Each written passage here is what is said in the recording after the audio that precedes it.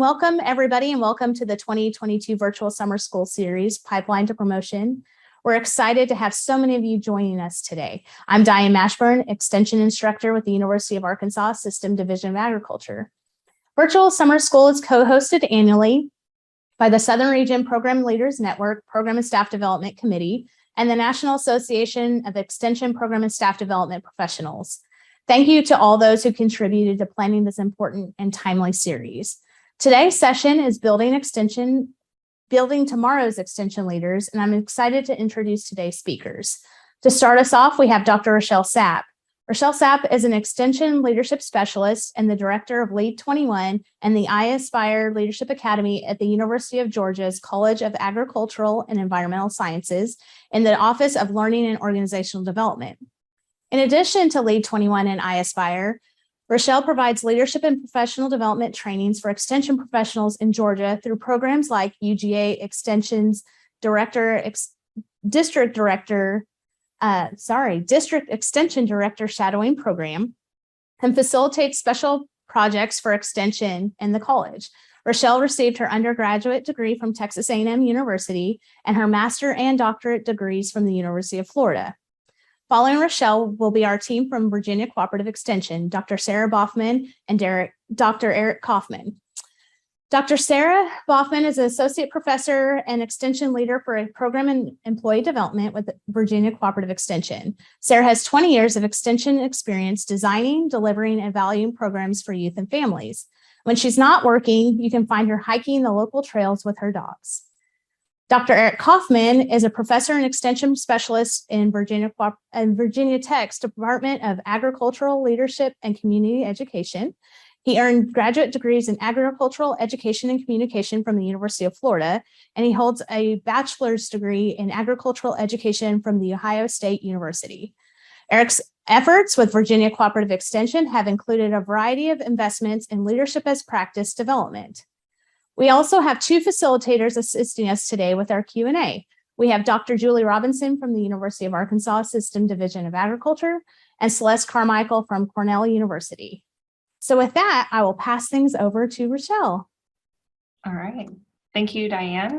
Get my screen share up. And while I'm doing that, just to everyone participating, please know that you are more than welcome to use the chat for myself as I'm presenting, but also for Eric and Sarah. We all agreed that we are more than okay with you asking questions in the chat as we go. If there's anything that pops up in the moment that you feel like you would really like to ask us about. So Diane asked me to talk a little bit about our UGA District Extension Director Shadowing Program, which we established in fall of 2021. And we've run two groups through our shadowing program. And so I also listed my great colleagues, Karen Fambro, who works with me in our Office of Learning and Organizational Development. And she's helped with a lot of the coordination and thinking through some of the activities that I'll talk a little bit about. And then really the brainchild behind all of this was Sheldon Hammond, who retired in November, and he was a district extension director. And so it was kind of his vision that we worked with him directly on this and ran our pilot program with him, and then have since run another group through that. So I'm going to jump right in. And again, feel free to ask any questions as we go along, or if you have any clarifications that you want to get a little bit more information on, I'm happy to visit about those. So before I jump into really the meat of the program, felt like it was important, thank you, Celeste, for kind of describing what we mean by a district extension director, knowing that not all systems, extension systems call it a DED. I'll use that a lot instead of saying the full district extension director. You may call this role something different, or you may not have the specific role within your institution, within your system. So other titles that we know exist are like your regional director, your area director. And I went ahead and put up our Georgia districts just so you can see what we're talking about. We have 4 districts, and there's one district director within each of those 4 districts. So 129 counties, and it's about a quarter of the counties that are in each of those 4 districts. Our district extension directors typically serve around 5 to 10 years in their DED role. And typically we see that to be at the end of their career. So that's just kind of typically what we see for individuals that end up in that DED role. And then for us, really the only other experiences that you might have in terms of that jump from being an agent or a specialist would be if you serve as what we call a county extension coordinator. I know like Florida calls it a county director. And then we also have what we call program development coordinator. And those are really focused on that program area within each of the districts. So those are kind of some of the different roles. We also have a shadowing program for our program development coordinators within those districts. Some of them have established those. I am not as directly involved with those, but if you're interested, you can always get more information to help you learn a little bit about those. But I also know for Georgia, that's a pretty unique role that other systems may or may not have. But the biggest thing I think is to recognize that for us, this district director is over multiple counties and supervises all of the agents and all of the staff within those counties. They're the point person for everything. They also supervise those program development coordinators and any district staff that they have. And so the sizes of the groups that they supervise look pretty different. Our Northwest district is definitely our largest because it has the Atlanta metro area, whereas that Southwest corner is going to be your smallest, and by largest, I mean number of people, whereas Southwest district, where I reside, is actually going to be your smallest just because it's more of our rural area of Georgia and there's not quite as many agents and staff in those roles. So just wanted to clarify what we mean by DED. So we established our, I've actually meant to, okay, one of my slides is hidden. That's interesting. We established our district DED shadowing program we started really working on this. Actually, I said in fall of 2021, we started in spring of 2021. And Sheldon actually just brain dumped all of the different types of roles and responsibilities that he could think of, knowing that his retirement was coming. He hadn't announced it, but we knew that it was coming. And so from there, we really worked with him to identify what are the most important experiences that individuals really could wrap their heads around, that we could give them some real life experiences with them. And I noticed some of you mentioned earlier, some of the most important and valuable experiences you had was being able to do something small related to the role without actually being in the role. And that's really kind of the mindset that we took as we developed this DED program. How can we give them some of those key pieces that you don't learn about as an agent, that you don't learn about as a county coordinator or even a PDC? Give them some of those experiences in a safe way that they can learn about it, that it's real. And I'll share a little bit about what those experiences are, and that they can actually reflect on that and even dig into the current district director's experience and kind of learn more from them and what they've done. So we established a selection process for us. The minimum requirement was that they had to be at a public service associate or senior public service associate rank. That would be the equivalent of like an associate professor or a full professor, essentially. That's kind of our promotion process. That would be with the equivalent of those. And the reasoning behind that is because to be a DED, you have to be a senior public service associate. And so we didn't want our assistant level folks participating when they may not actually be able to be a DED for another 10, 15 years. And so we want people to be a little bit closer to actually being eligible for the position before they participated. So that was kind of the minimum requirement. And then they had to fill out an application that really talked about why did they want to participate? What do they want to learn? And it was pretty simple, but at least gave us a sense of really why they wanted to be there. And then we reviewed those and selected those with the current DED that was helping us run that, as well as some of our team from the Office of Learning and Organizational Development. So we've run two groups through this. Our first group was as I mentioned, the Northwest District, and we had 8 participants. Remember, Northwest is our most populated, highest number of employees. So not surprised that we had more individuals that participated in that. And then in our Northeast District, which would be where UGA Athens campus is located, just to kind of give you a sense of where that is in the state, we had 5 participants go through that group. So what did the experience entail? These are just some of the pieces that we did. We had an orientation. We talked about performance reviews, merit rate. I'm going to go into more detail on what some of these look like. Merit raises, district office visits, the promotion process and the role that the DED plays in that promotion process. We also did a lot around human resources, because one of the things we hear about from DADs is the human resources and the hiring, firing, professional development plans. Basically just people are messy, and that becomes a big part of this role, is dealing with the messiness of people. And so really getting into some of those difficult scenarios, then a lot of reflection and really allowing people to not just do the exercise, but to be able to reflect on it, what they learned from it, as well as what additional questions they had. County office visits, and that would be where if Sheldon or our other DD that we did this with, we're going to a county, it was kind of a in the moment learning opportunity. He might call somebody if they were in the neighboring county and just say, hey, I'm going to deal with this issue or this thing. Do you want to come with me? Or I've got to go to this county meeting with the actual county officials, and would you like to come and kind of get a sense of what my role is in that? They would also participate in some of our state leadership meetings, as well as the DED formal meetings where they participate. Okay, so this was what we would say is probably our recommended schedule and flow, but each of them varied a little bit. Neither one of them followed this exactly, but you'll notice this is essentially over an 8-month period, and that really seemed to be the ideal time frame. It gave enough time to have some of those just kind of other visits, other meetings, other things that would pop up, but still be spaced out enough that we could actually do the different exercises and fit within everybody's regular day-to-day activities and responsibilities that they're doing. So kind of kicking off with that orientation, we had to do one of them virtual because it was still kind of early where spikes in COVID. So with the first group, we did that virtual. With the second group, we were able to do that in conjunction with another meeting that we were all going to be at already. So we did do that orientation part in person. And I put this timeline on here in terms of the January through August, because it will flow a little bit nicer with typical university processes. So typically performance reviews are towards the beginning of the year. So it's great if you can do that when they are also happening in the organization, but that wasn't always the case for us. And I can dig into a little bit about how we did that in a second. Merit raises, again, would probably happen around that April timeframe when budgets are coming out and we know if we're going to get those or not. And as well as district office visits happen around that April, May. And then the promotion process for us, that means for DEDs, they have to write their cover letter that goes into the promotion packet. And so that was the main part of that exercise. So again, that happens around that June, July. And then in August, we did that one in person for both groups. And that was that human resources, as well as just wrap up of anything else that they want.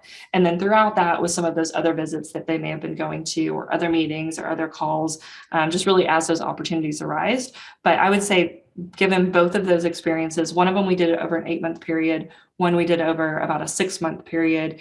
And to me, the 8-month was a much better time frame. Just didn't feel as rushed. And it didn't feel like it was too much on top of everything else that was going on. People had a little more time to kind of digest it and get some of those more off the cuff in the moment experiences. So kind of recommended schedule and flow of activities here. Kind of taking the best of the best from our two programs or two groups that we ran through. So I'll just kind of go through each of the different activities and tell you a little bit about how we did it, as well as some lessons learned. Again, feel free to pop anything in the chat if there's specific questions. So the first thing is around performance reviews. And so everything that we did, we tried to make these as realistic as possible. And so for one of the groups, it wasn't during performance reviews. So the DED went and pulled previous performance reviews. We pulled one which we would consider great, one that we would consider good, and one that we would consider they were probably on a performance improvement plan or kind of working on their way out the door, whether that was coaching them out or letting them go in whatever way that was. And then also tried to choose individuals that represented different program areas as well as different levels of experience. And so there was one that was kind of newer. They'd only been in their position for a year in terms of that performance review documents that we were looking at, versus others who had been in their role for quite a while. And so they reviewed and all of the materials that our agents submit for their performance review, and then they actually drafted the performance review that they would then the written portion of that. And then for the other group, they actually got to do current employees. So it was the ones that were currently in their roles, and that's what they reviewed. So as those would come in, they identified a specific county that they were going to, and then they got to review the performance review documents and draft that. And then they actually participated in the delivery of those. For our district directors, because they supervise so many people. They do half of their counties in person and half of their counties virtually. And so the participants for that group in our Northeast district, they actually went to some of the performance reviews in person, and then they participated in some of those in virtual format. And like I said, they attended those with the DEDs. And then for the group that there wasn't during performance review time, we did some of that during one of our in-person meetings where they actually delivered those performance reviews in a mock setup, kind of simulated experience. And we really just kind of had to dig into what's the most important part of this and practicing that review. And then myself, Karen, that's on my team, as well as Sheldon, who was the district director at the time, would listen in and give feedback, as well as the other participants that were there would provide some feedback on kind of how they did it. And then they might get to try it again. So really try to make it as real as possible, and then kind of flesh out around that performance review, what makes sense to include, what doesn't. For the merit raises, this one was all done virtually for both groups. We did use real employee names, performance data that was attached to names and salaries, but we mixed them up. So it wasn't necessarily the correct salary tied to the correct name, but we did use real data. And our purpose in that was really to help keep it as real as possible and add that element of bias, because let's be honest, we have relationships and that plays into those relationships. And many of our DEDs, they've been peers with everyone and now they're the boss. And so we want to, or they are from the same program area. And so we wanted to keep that element of bias in there to help make it as real as possible, even if it wasn't the correct salaries. And so they were given a sheet, the exact sheet that they would be sent from our college business office, and they were given about 7 days. Now, the real life experience of that is probably closer to about 3 days, sometimes even 48 hours. But we felt like that might be a little over the top since it's their first experience of doing it. So they got about 7 days to complete it, and they had to dig into it and assign the merit raises based on whatever percentage that we gave them. And we did also just focus on agents and we had took out all of the staff from that, just because, again, trying to make it a little bit more of a manageable experience. So that was all done virtually. They were sent that activity, and then they had to turn it back in. And then we held a virtual discussion around just kind of their process, what they learned, how they might approach that. And then they were able to get some feedback. Promotion exercise, they drafted the cover letter, and it worked out really nicely for one of the groups. We had 8 people going up for promotion in the Northeast or Northwest district, and we had 8 participants. So I think the DD kind of got off the hook on that one, that he got 8 letters drafted for him. But they were assigned the full promotion packet. We did be very intentional about outside of their program area, because it's easy to write a letter for somebody that you really understand their program area, but how do you write one for somebody that's maybe from A&R and you're from 4-H, or you're from FACS and they're from A&R? So giving that different lens. And then we did give them the full promotion packet and examples of those letters. And then we, again, had some reflection around that.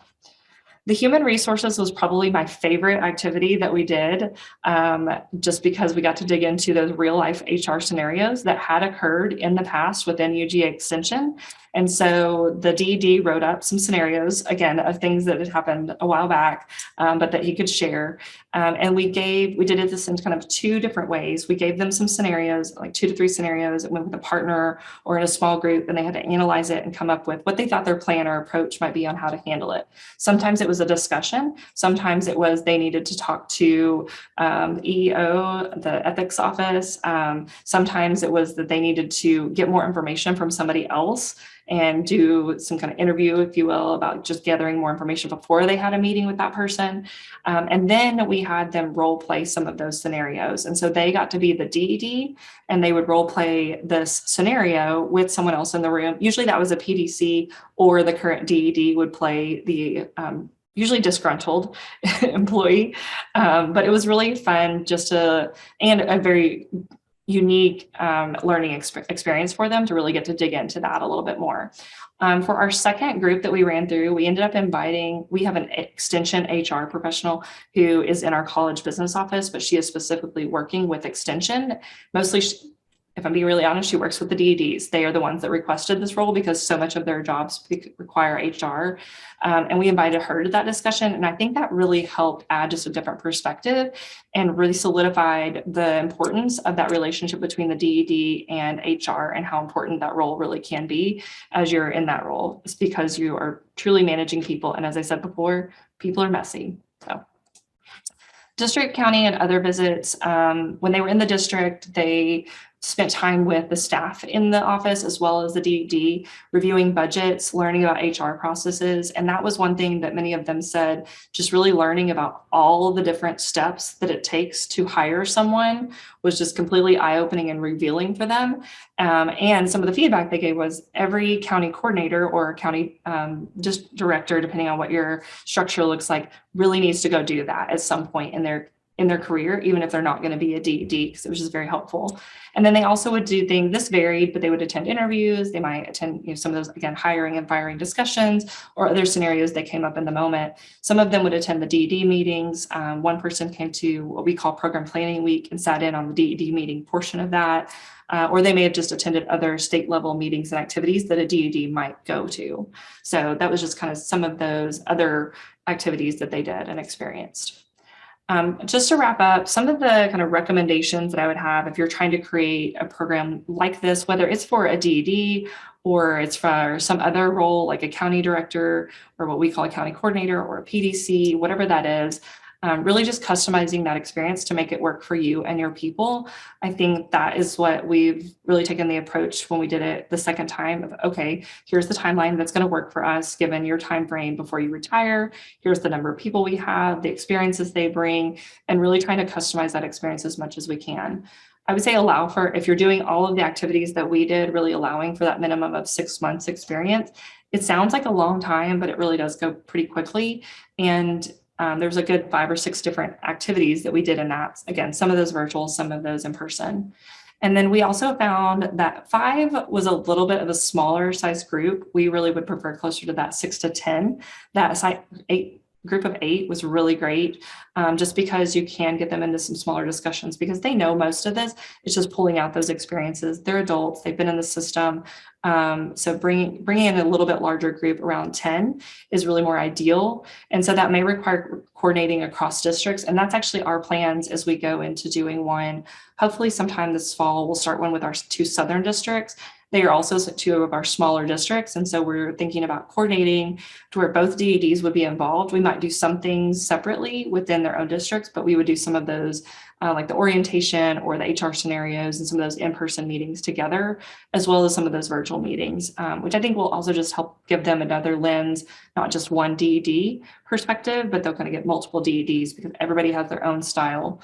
And then, some of this can be done virtually. Like I said, we did the budgets virtually. We did the orientation virtually. Part of our orientation included discussions around their own biases and how that shows up as a DED and how you kind of have to check some of those biases, whether it's even just, this was my programmer. I was a 4-H agent. And so I have to make sure I'm not showing favoritism to 4-H, or I come from ag and I'm not showing favoritism or have a certain opinion about someone in that area. But we were able to do a lot of this virtually to really help reduce the travel whenever we were needing to meet as a whole group. So that is what I put together. I don't see any questions or comments in the chat yet. So hopefully if there are any, you'll hold those till the end, I guess, at this point, so that we have enough time for Eric and Sarah. But we really enjoyed working with this program. It was a lot of fun, and we're hoping to continue to sustain it. As like I said, even expand it into some of our other roles. So thanks. Awesome. Thank you so much, Rochelle. That's an awesome program. I know Julie and I just sitting here by each other kept going, shaking our head like that's great and everything. So let's turn things over. We'll just head a little bit north to Virginia and talk with our Virginia Cooperative Extension folks. So I'll let Sarah take it away. Thank you, Diane. And thank you, Rochelle. That was interesting. I might be back in touch. So Eric and I are going to talk to you all today about some of our leadership programs that we have going on here in Virginia Cooperative Extension. So we've really invested in a number of ways to grow leaders within the system. And we have, like most systems, limited opportunities for people to have formal promotions and, up to be a district director. There's just not that many of those positions. So we really wanted to give our field and our campus faculty the opportunities for some leadership growth and professional development, kind of still within their current roles. This also kind of gives you a bit of a succession pipeline. So today I'm going to cover some of those shorter term opportunities that we have available in Virginia. And then I'm going to hand it over to Eric, and he's going to talk about our formal leadership development training program. So some of our potential leadership roles, and these are short-term roles, we have a team of state program leaders, and those state program leaders can be extension agents or extension specialists. So they continue in that role as they are also a state program leader. And those program leaders provide leadership to a couple of our program teams, which are statewide issue-based teams doing programming. And then they liaison between the program teams and the state leadership. And those are 3-year appointments, and there is a stipend with the state program leader role. Another role is our district program leadership teams. And I work very closely with the DPLs, and they came about partly because at one point we did have district program leaders. So they, helped on a district level, folks learning how to, do extension programming and providing leadership. And when we lost those to a budget cut, what we did was then in each district, we have program leadership teams, and there's 2 agents from each program area. So 2 4-H, 2 FCS, and 2 A&R. And they have staggered 3-year terms, and they can actually serve 2 terms. And they also get a stipend for participating in that. And the biggest things that the DPLs do with us is they mentor new agents who have been hired. And then they also help me do the Program Development Institute that all new agents go through within their first 12 to 18 months of being employees. So we also have a couple of fellowship opportunities, which come with smaller stipends. And some, the biggest one we have is our Diversity Inclusion Fellowships. And if you all were able to be on yesterday, you saw Dr. Crystal Tyler Mackey, and she runs the Diversity Inclusion Fellowship Program. It's pretty there. I think this year we have a new cohort of about 26, and they work as a cohort. So they all come in together, do a lot of training together, and meet pretty regularly as they're working out in the field. And I know, for instance, when we're doing Program Development Institute, we rely on our diversity inclusion fellows to help us kind of review what we're doing and make sure we're being inclusive of all the work that we're doing. And we're also working on getting an evaluation fellowship program up and running. It will also have a stipend. And so we're looking for folks who can help, who want to be evaluation champions, who really enjoy it, whether they're agents or specialists, and then can, for a stipend as well, help us get some evaluation work out into the field a little bit stronger. So like through our program teams and things like that. So that is kind of the nuts and bolts of some of the things that we're doing here at VCE to give folks an opportunity to be in a shorter term leadership role and build out some of their leadership skills and share those with the system. So I am going to turn things over to Eric. If I can find my mouse. Sarah, you do have a question. If an educator was interested in moving to a new role, is there someone to help them know how to navigate the system and to find a good match for the next step? Yeah, so generally that would be their district director would help them with that, but they can also reach out, for instance, if they're thinking about being on the district program leadership team, they can reach out to me or any of the other state specialists that work with them. All right. Picking up from there, want to talk about a focused opportunity for leadership development that we've been offering for our personnel within Virginia Cooperative Extension. Little bit of background: in 2015, there was a group that met that I was not part of, but they were working with a unit at Virginia Tech. I think it might have been called University Professional Development at the time. It's one of those units that exists for a long period of time, but the name changes, like it shifts. But there was someone who was in that, who was working with some others in Virginia Cooperative Extension to figure out a plan for an agent leadership development program. And they initially worked on figuring out what are some of the competencies that would be interested, of interest and what's related to the role of being an extension agent. I came in 2016. We talked more about sort of what a program would look like. We asked our senior leadership about, well, what's the budget for this? Like, what should we be shooting for? Never got an answer. Like, let's just sort of work with a proposal. So we kept working on a plan, put together a proposal, and as soon as we put the budget to it, that's when the project stalled. So there was never any answer that says, look, this is within budget and this is beyond budget. But it really seemed like when we really budgeted it out and said, look, this would be an ideal scenario, that's where the conversation sort of ended. So that group stopped meeting. 2 years later, in 2018, what surfaced, somebody noted that there was an online leadership development program that was a community leadership development program that another state was offering.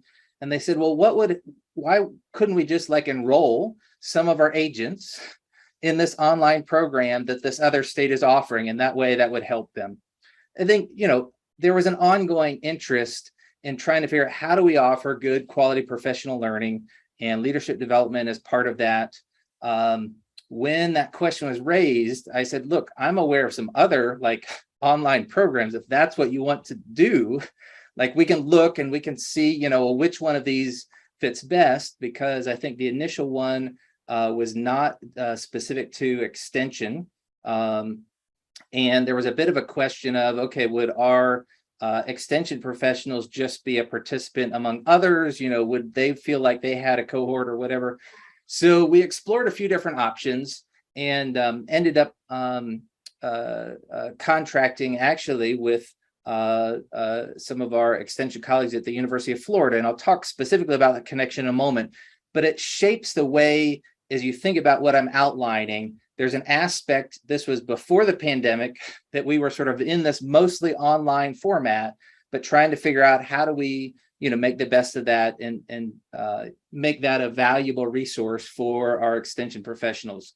And so the purpose that was outlined was to increase the faculty members' community, programmatic, administrative, and/or volunteer leadership effectiveness, sort of really trying to think comprehensively and perhaps prepare them for future leadership opportunities. It was not designed to be a career advancement. The idea was that may help someone with their career advancement, but someone doesn't need to feel like, oh, how do I get ready for the next role? And this program is like going to help me to get ready for the next role. Instead, it was a little more focused on how do you do really good, leadership in whatever space you're in at the moment, and not make it about, just advancing through your career. So I wanted to offer that as a bit of a context. Who is it for? It's for all VCE faculty. VCE is for Virginia Cooperative Extension, and that's broadly defined. So it's agents, specialists, associates, our 4-H center faculty. We've tried to be pretty, we've got different people in different roles, and sometimes there's a question. And we've tried to be generous in sort of figuring out, does that make sense, allowing that person in that role to engage in this, and have been pretty open on that. This is a picture, of course, on Zoom of some of our participants, and we'll highlight some more in a moment. But the idea was people that are interested, and we actually wanted to have a diverse cohort. It is a cohort type program, and we felt like it's good if we have people that are working at a state level, people that are working in a locality, and people working in a variety of program areas. All of that would be helpful. The proven resource that we ended up building from, you can look at, there's a 2018 article in Virginia Cooperative Extension, or the Journal of Extension. And so you can see right at the time we were thinking about, we had this thought of, oh, do we enroll our participants in somebody else's online program? This article came out in the Journal of Extension, and Matt Benj and Matt Salchik laid out, what they were doing with an online leadership short course for county extension directors. And so the thought was, look, they already figured out this is something tailored for extension. They're offering it online. Could we do something? And they were willing to work with us and set up a separate cohort on our timeline, allowing that they sort of had all of the structure in place. And they were continuing to refine this. So if you look at this 2018 article, they've continued to evolve that a little bit over time, but it gives you a little bit of the structure. And we felt like, gee, this is great, for them to highlight that as a beginning point, and for us to sort of build from that space. It is something where the bulk of the curriculum comes from what they're doing. We've tried to figure out, are there some things that we can frame around that? We're selecting our participants and helping manage some aspects of sort of the surrounding aspects, and then they do some online content. The overall structure, it's varied a little bit, but we've always kept it so far in this winter to spring timeframe. And these are the dates that we had for 2022. And I've got a typo there, but we did end up with a Zoom kickoff. We had planned to be face-to-face, but the pandemic nixed that. If we go sort of background, in 2019, we had planned to be all online, and then just have a face-to-face for sort of a final session and a graduation celebration. And we found that we didn't really get the cohort feel and like people connecting when it was all online.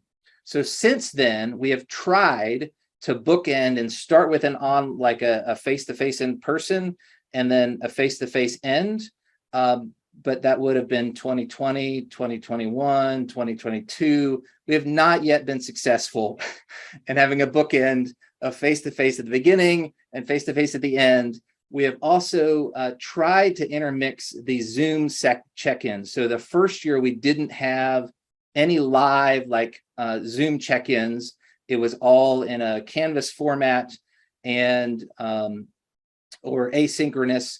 I'll talk about some other tools we used as well. But we've tried to sort of mix in some Zoom check-ins where we would at least touch base, and it'll give people a chance to sort of talk about, what they're experiencing, raising questions, those things. And we have been able to, this past year, have a closing session, and that was a good opportunity for people to connect, sort of a 2-day, really about 20, 25 hours. We end up sort of doing a lunch to lunch time frame because we have people traveling to a somewhat central part of the state for that overall component. But this is the overall schedule and the modules that you can see in terms of that structure, what that looks like.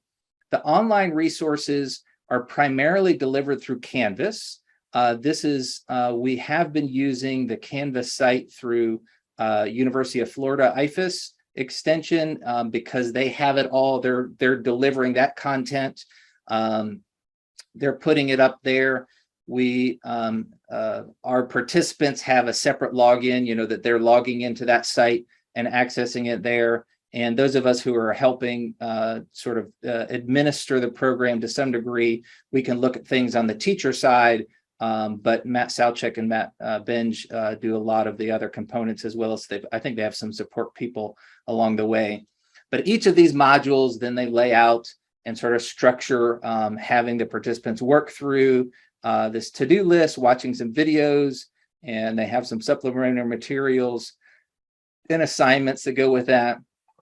Matt Salchek has some really engaging videos. If you can, if you can think about an engaging video, he does a great job of really sort of coming through. And we have, people that were reluctant to begin with. They felt like, gee, this, comes across really hokey in terms of how this is, their experiences, but they found that it kept their attention, and they could watch the videos, at different times that worked for them, whether that be over their lunch or, in the evening doing dishes or whatever. And they could work through and watch those videos that sort of took them through some of the concepts.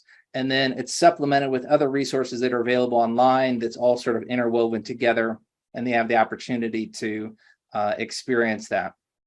The specific assignments, they start with an introduction video where they have to create a video introducing themselves to the others in the class and put that up. They complete a personal brand reflection. They have a Myers-Briggs conversation with colleagues. They have an appreciative inquiry interview where they're spending some extended time with a colleague, so not someone in the cohort, but perhaps someone in their office or someone that they work with. And many of them have highlighted how these, these conversations with colleagues that are not in the program, but they've been asked to do this as part of their assignment, that creates some really rich dialogue. And so they really appreciate that. They put together a short organizational change proposal. If they could make a change to Virginia Cooperative Extension, what would that look like? And then they complete at the end, they do a 360-degree assessment where they're submitting names of people that can assess them and on a variety of different qualities, and they get a report, and then they can think about their planning after the program. It's really interesting, that assessment, because so many other leadership development programs will do a 360 assessment at the beginning and say, okay, these are the things that you need to work on in the program. This is an intentional piece as the end, the idea of a springboard for how you're going to continue your learning. Okay, we've set up these sort of general, everybody is going to go through this curriculum. We get to the end of the program. How are you going to continue your learning? And the 360-degree assessment can help them think through, okay, what are the things that I want to work on to continue my learning and growth? So that's a key part there. We have used an online discussion forum. I'll say this we've never gotten in where I would really like it to be, but it's shifted over time. The first year we used a Facebook group, and we had probably about a third of our participants that were anti-Facebook, and they would create an account because they had to in order to participate, but they really didn't want to be on Facebook. We switched to LinkedIn, and we still have a number of people that don't previously have a LinkedIn account, but because LinkedIn is more of a professional tool and it can have some long-standing value, I feel like there's not the same level of resistance to sort of getting started on LinkedIn, and there's some value of having an online profile and potentially using that further down the road.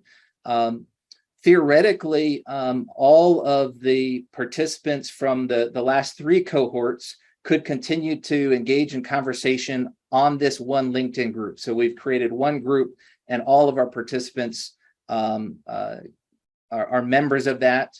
The reality is we get some engagement there from our current cohort participants, and there's some things that they're doing sometimes related to the assignments that they've been giving, like they'll do their introductory videos, post them in this LinkedIn group, and we can get some additional sharing beyond that in terms of online resources or questions, discussions, those sort of components. So this is a tool that we manage from Virginia Cooperative Extension that's separate from the Canvas site. Most of what is delivered through UF IFAS is through the Canvas site.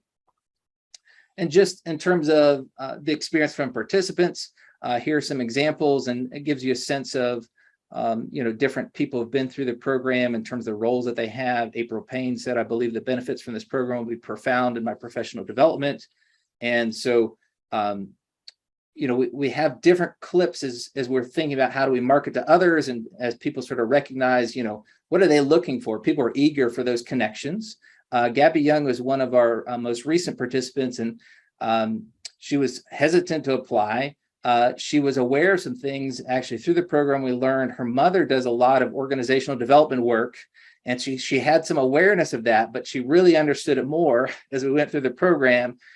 What for her was really enlightening, though, was she started to see how she could fit within Virginia Cooperative Extension. So her role being a program assistant coordinator, it's sort of very focused. She knew what she was supposed to do within the family nutrition program. She didn't have a grasp of how this related to anything else that Virginia Cooperative Extension does. And it's not that we have a deep curriculum that like tells people all of this. I mean, there's part of that should happen in the orientation work, which I know was a topic earlier this week. But it was actually because we had this cohort and we had the opportunity to get a sense, so other people in Extension are doing this, and this is how my job might relate to the work that they're doing. She really felt like it gave her a whole new sense of what her role is and how she could fit within Virginia Cooperative Extension. That was helpful. John Freeborn is no longer with Virginia Cooperative Extension, and so this is another thing to sort of recognize. He changed careers, sort of an advancement, but outside of Extension in terms of the appointment. But because we're not focusing it just on succession planning within extension, this is still somebody who's gaining value, felt like it was really useful for extension professionals to be a part of. Tanya Price, also thinking about, engaging and learning from colleagues. We often get very focused in our own program areas and sort of, we get to know some of those people. This program allowed people to connect with others in Virginia Cooperative Extension and what they were, what the opportunities are to learn from one another. And so I think that was a useful resource. The other thing I'll bring in just to sort of close up, because we were framing it somewhat in terms of extension succession planning, there is this article in the Journal of Extension published just last month by Ken Jones. Some of you may have seen this, but there was a couple of quotes out of there that I thought were useful. And these are actually from participants in the study that he conducted. One of them said, many of the skills at the next level are typically acquired through experience at the next level. And so trying to get people ready for the next thing, there are some challenges with that. Another participant said, I agree that the individual needs to be ready to lead. So there are aspects of being ready to lead. However, you can't fully embrace the job until you have the job, and that takes on-the-job training and support from others in the administrative team. And so I think there's a bit of a trick in terms of, as we think about succession planning, of how do we help people to be really successful where they are, and that may help them to be ready for the next challenge, but there's never sort of a perfect scenario, because until someone's in that role, there's certain things that they're not going to be able to fully grasp. And so that's sort of, I think some useful framing as we think about leadership succession planning. So with there, I'll stop and we'll open it up for questions that people might have. I would be glad to talk more about what we're doing at Virginia Cooperative Extension or University of Georgia. All right. So you did have a question, Eric. Curious if you have tried developing the dialogue within Canva. Canvas, sorry. Yes. I think we have not tested that. I think the folks at University of Florida IFAS Extension, I think they might have tried that with another group. My hesitation in doing so, because I use Canvas it's a course management system. I use Canvas, and for some other courses, if I assign people to, like, you must post in the discussion forum, they can complete the assignment. We don't necessarily get the dialogue that I'm wanting in that forum. And part of that, the idea is, look, I have to go into this course thing and do this thing, like it's very task oriented. Just mentally, if I log into Canvas, I am doing these things for a class. My hope was that we would be able to get some dialogue where people would not tie it to, oh, this is a to-do, like I have to check this off, but they might interact more. And so that was initially with Facebook. The idea was, gee, if they're already on Facebook, maybe when they go check their Facebook feed, this will help like reinforce some of the things they're learning, and they might be able to, comment back and forth in Facebook, because a lot of people were not heavy users of Facebook to begin with, or they maybe wanted to keep that separate. Even if they were on Facebook, but they didn't want, they wanted, personal and professional to be separate. That never felt like that was a good fit. We're still not where I would like us to be in terms of LinkedIn in the engagement, but I like the potential of building these, cohorts, actually, they're all in the same LinkedIn group, that we might continue to develop people over time. And it's not tied to, when you're in this course and you log into Canvas, you get this content. Participants still have access to the Canvas site even after they're done. They haven't lost access, but it's an additional hurdle if they have to log into that Canvas site as opposed to something that they might be able to log into otherwise. All right. And Rochelle, you've got a question for the DED shadowing. You put that in there. Sorry. I did have a question for you also. And I'm going to kind of bounce back the question that I gave Sarah earlier. So if an agent or an educator was interested in moving to a new role, is there someone to help them know how to navigate the system and your trainings that you've got to figure out a good Sure. match. Sure. And I would say there's not a specific person. I would pretty much reiterate what Sarah said for UGA. It's really kind of whoever their next person is, usually that DD, or sometimes it's the PDC for us, that program development coordinator, since we also have that role and kind of that layer of leaders within our system. I'll kind of somewhat piggyback off of that too, that we do take a similar approach to what Eric was talking about of, ours is more specific to moving into a role, but a lot of our participants have gone through and said, yeah, there's no way I want to touch that position now.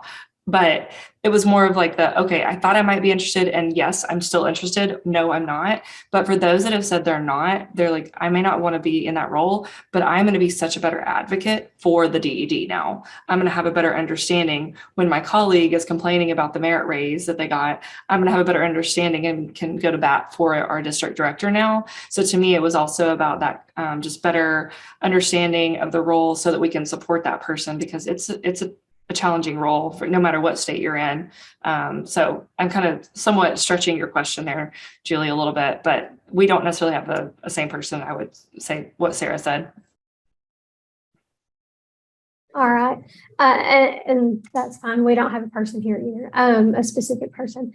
I did have a question. So you mentioned site visits earlier. How do you maintain confidentiality on those site visits? Yep. So we talked to our business office HR before we even started the first cohort about that. Like, how much do we need to be concerned with confidentiality?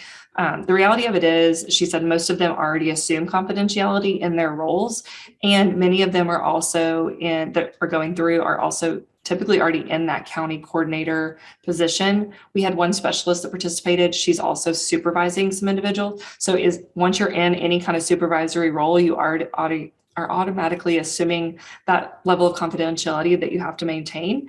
And so that was just something that we talked about at the very beginning of the program, but we didn't have to do anything where they had to sign something or agree to anything.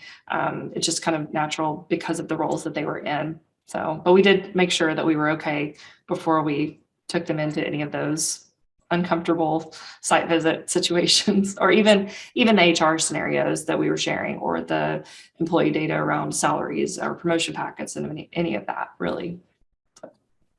So one question for both Georgia and Virginia in the couple minutes that we've got left.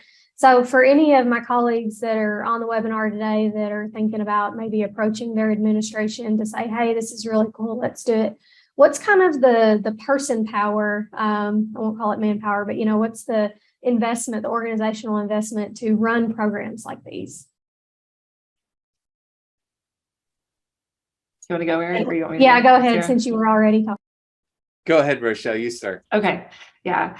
I mean, it uses just like the number of people that are involved. There's really kind of 3 people that are involved in both programs. Karen has helped with a lot of kind of that behind the scenes and pulling documents together. And then she and I also do a lot of the planning of what are those sessions going to look like. And then the DED, I think personally, most of it weighs on the DED, because they've got to think about, okay, here's an opportunity to bring this person in, or I've got to gather these materials that we need specifically that are going to be more for my district. But in terms of, there's not a lot of budget necessary for what we did. Most of it, you already have those resources available to you. And then we do a lot of it virtually. So there's just a little bit of travel. And then, like I said, we have 3 people involved, but it's still pretty low effort, especially once we got that first cohort through. The next one was a lot easier because we were using a lot of the same processes and tools. And it's kind of, I don't want to say it was plug and play, because it certainly wasn't, but it was a lot easier to redo it the next time around. And I think it can vary. I mean, this goes back to some of the earlier conversations, and the person from University of Professional Development was helping some things early on. He didn't volunteer his time. Extension paid him, and I don't know that was a wise investment necessarily, because this was someone who was not familiar with Extension and then was brought in to do this, when we have some people in Extension that do some of this work. But I also think, it's a decision in terms of what are you wanting? And I think the idea was the starting point was we want to like have something that comes across as very professional. And so we're going to make some investments to do that. And then when we started building something that we thought, okay, this is going to feel really professional. And then I think, I mean, this is me talking. We never got a clear answer. I mean, no one said directly, no, that's too much money. You've got to get it under this budget. But it seemed like okay, let's build something that feels like it's very professional and people are very proud to be part of it. There's a lot of decisions you can make along the way in terms of what does that look like. And it does go beyond just travel. We can do some things to minimize travel expenses. But part of the reason why we're contracting with University of Florida IFAS Extension is if we needed to build all of this on our own, it takes time. And being able to leverage what another state has already invested the time in. I mean, there's videos that we're sharing that were, they're used for a lot of different cohorts. We didn't have to create all those videos on our own. And so Megan Seibel and I at Virginia Tech do sort of more of the coordinating of the synchronous things. So we're facilitating some of those components. And, we're doing it as an add-on to other things. We don't have devoted, staff for this. I have a partial appointment for extension. Megan is 100% extension, but I think there's a lot of decisions and people can make in terms of how do you invest. Great. Well, thank you to all of our speakers today. I know I have lots of ideas for things that I want to personally do or take to those next steps. So thank you to Rochelle, Sarah, and Eric for presenting today. And thank you for everybody for not only attending today's session, but our entire week's worth of sessions. If you'd like to contact today's presenters, their contact information has been shared in the chat. We'll share it one more time for you guys in the chat now. If you want to reach out to them, I know they have said that they're more than willing to answer any questions that you guys have. We'll be sharing their presentations on the NAEPSDP webinar archive page, along with today's recording within the next week. I will say right now, we currently have Monday, Tuesday, and Wednesday's recordings ready to view. So you can go ahead and view those on our website. We'd like to have your feedback on today's session. And if you watched any previous sessions and have not provided that feedback as well, there are a couple ways to access the survey. You can either follow the link that we will be sharing in chat, or you can use your phone and scan the QR code that you'll see in the closing slides in just a second. We want to finally thank all of our wonderful speakers and facilitators who have made this week such a success. I also want to say a special thanks to Samantha Barker here in Arkansas with me, who has been our Zoom coordinator all week and the provider of the great music before and after our session. So thank you to Samantha. Thank you, everybody, for joining us this week, and have a wonderful day.